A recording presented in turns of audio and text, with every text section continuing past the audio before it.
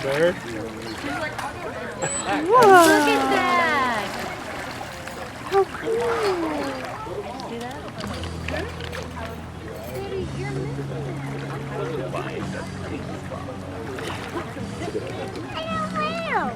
Dolphin! See dolphin? Everybody. Oh, this is how you see them. See, I'm hanging out up here along the pool while I'm one of the trainers here at Discovery Point. Now, Discovery Point is home to 9 bottlenose dolphins, 7 females, and 2 males. They range in age from 4 all the way to 39 years old. Now, we do have 4 dolphins in the pool with us directly in front of you. Nikki, Remy, Cooper, and Capri. Now, one of these dolphins, Remy, who will be coming this way here in just a few minutes, has a really amazing story. Now, of the 9 dolphins here at Discovery Point, 7 of them were born right here at SeaWorld San Antonio. Now, of the 2 that were not, one is Yo-Yo. She is 39 years old. She was actually born at SeaWorld in San Diego. Being 39, that means she's actually older than this park is. And then the second one is Remy. Remy was a rescue that was non-releasable. She was actually found washed up on a beach at SeaWorld State Park, which is a few hours from Galveston, Texas. She was found in a remote location by a park ranger who called the Texas Marine Mammal Stranding Network. Now this is Annie bringing Remy over right in front of you here, everybody. Now the Texas Marine Mammal Stranding Network is based in Galveston, Texas. And their whole mission is to provide rescue and rehabilitation services for marine mammals along the entire Texas coast. So if you are ever out at the beach having a lovely day, enjoying the surf and the sand, and you happen to come across a stranded marine animal, here's what you need to do.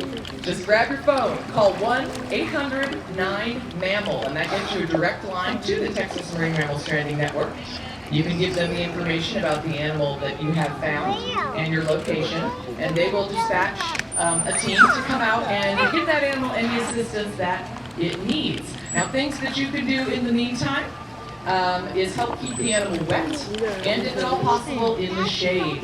Now, Remy here, because she was found on that beach in a remote area of the park, she was there for a very long time, long enough that one of the injuries that she had is actually 3rd-degree sunburns. So she does still have a large scar on the top of her tail from that sunburning. But she also had a large shark bite in addition to pneumonia. So the Texas Marine Mammal Stranding Network came out. They took her back to their facility in Galveston with the goal of getting her healthy enough to be re-released. Now, unfortunately, in some cases, that is just not possible. It may be due to illness, injury, or age. You guys can kind of see along her side there, that big half circle is part of that shark bite scar.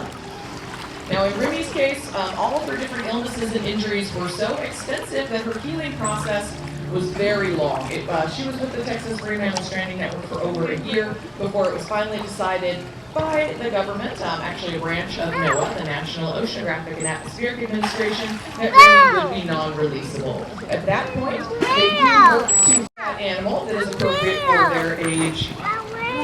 And, whether they're male or female, they want to make sure that they're going to a facility with an appropriate social structure for that animal. And in Remy's case, that meant he became her permanent home. She's been here with us for about 6 years and is doing fantastic. Now, Remy is approximately 9 years old and weighs about 315 pounds. Now, you may notice, as Annie here is working with Remy, that she has a very pink stomach. She is working on her side slide-out behavior here. If you guys look right in the middle of her stomach, that is her belly button. Now, bottlenose dolphins come in a wide range of colors, from almost black to very light gray. And Remy, being a little lighter gray, means her stomach tends to look very pink. That's just blood vessels right under the surface of the skin. And as they get excited or are doing a lot of high-energy behaviors, that stomach will actually get even pinker. Now, Remy here is working on her slide-out behavior because this is actually part of a very important husbandry behavior. Now, with all of our dolphins here, a lot of the training that you'll see with many of the animals, not just the dolphins, are what we call husbandry behaviors. Husbandry behaviors help us to take even better care of them, help them to participate in their own health care. And a slide out like this allows us to eventually work Remy to learn how to do a urine sample, where we just basically ask her to slide out right on her side there and hold up a urine cup just like you would get from the doctor and have her pee in that cup. And that can be very useful with our female bottlenose dolphins because it does allow you to check things on hormone levels. Other husbandry behaviors are things as simple as a mouth exam, just opening their mouth and so we can check out all the teeth and everything in there, as well as body exams, and all the way to things like a conditioned blood sample. So we do blood sample physicals with the dolphins 4 times a year. So Annie here is going to demonstrate that behavior for you. And so we work with the dolphins to be comfortable with their tail resting in our hands. They do have large veins that run through the kind of middle part of their tail flukes there. And because they do have very sensitive skin, they can feel the whole process. So we work with them to be comfortable finding the vein, swabbing with alcohol, and we can simulate, a little bit of a needle with poking a little bit with our thumbnail and stuff like that. So that when it's the day and the vet comes up to get that blood sample, it's not a big deal at all. Just part of their normal day. Now as you guys are checking out the dolphins around the pool, you'll notice they have that dorsal fin along their backs. That dorsal fin does help to stabilize them while they're swimming, and there are no bones in there. It is made up of a dense fibrous connective tissue very similar to your ligaments. Same thing for those tail flukes that Annie was holding. Those don't have any bones in them either. Made out of that same dense fibrous connective tissue. However, their flippers along their sides, you can see Capri's doing a lovely wave with that big old tail back there. Their pectoral flippers along their side do have bones in them. That is actually the difference between a fin and a flipper. Flippers have bones, fins do not.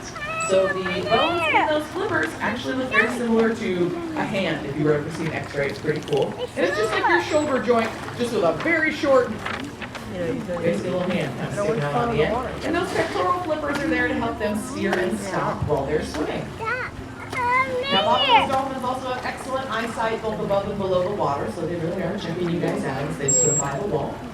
You'll notice we do communicate with the dolphins primarily with visual signals, although you will sometimes hear that short whistle tone.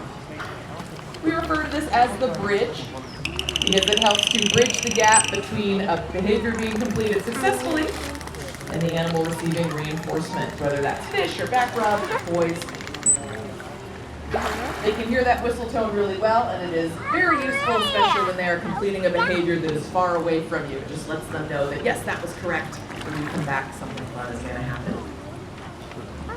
Now, bottlenose dolphins are very powerful animals. They are over 70% muscle, which allows them to push themselves up and out of the water in a variety of ways. You guys watch straight over toward the back side of the pool. Capri and Cooper. That is a behavior called a bow. They exit the water head first and re-enter the water head first. And bottlenose dolphins are also able to reach speeds of over 20 miles an hour for short bursts of time.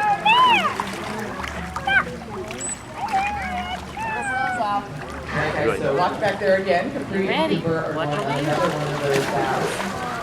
3, 2, 1.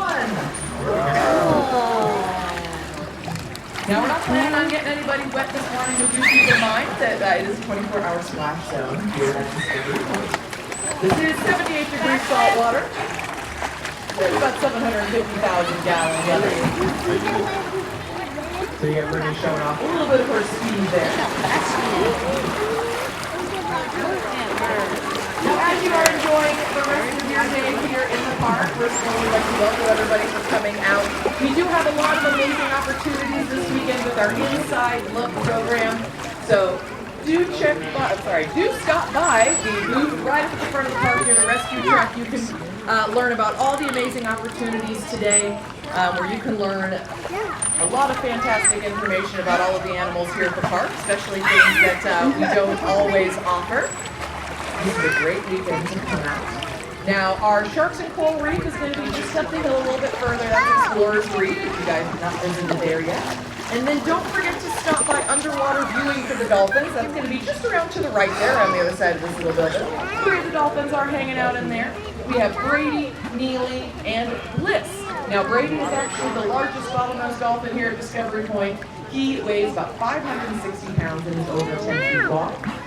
Neely's going to be the next biggest, hanging out in that pool with him at about 440 pounds. And then finally Bliss, who weighs about 340 pounds. She's going to be the smallest of the 3 dolphins in that pool at this time. Now, if you guys do have any other questions about the dolphins, please don't hesitate to ask. Once again, my name is Kelsey, and I will be hanging out here along the pool wall. Y'all have a great day.